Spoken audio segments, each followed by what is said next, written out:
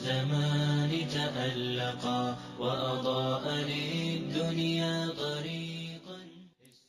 تو نزد خدا خیلی ارزش داری.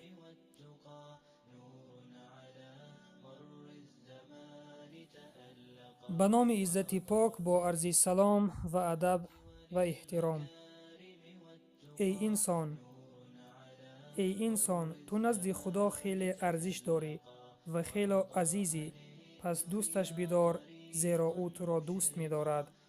از بس که تو برایش ارجمند و گرامی هستی، دوستش بدار، زیرا او از شدت محبتش بر تو فرشتگان را در برابر پدرت یعنی آدم علیه السلام به سجده امر کرد.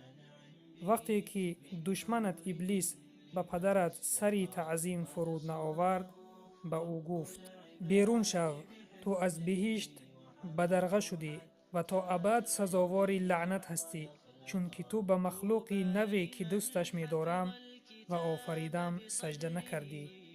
الله تعالی می فرماید چون آفرینشم را به پایان بردم و از روح خود در آن دمیدم، در برابر او به سجده بیفتید. ای انسان تو نزدش آنقدر عزیز و ارجمند هستی که از میان آفریده های بی عدد خویش و موجودات روی زمین تو را انتخاب کرد و مسلمان قرار داد و گفت که تو در زمین خلیفه یعنی جاینشین من هستی.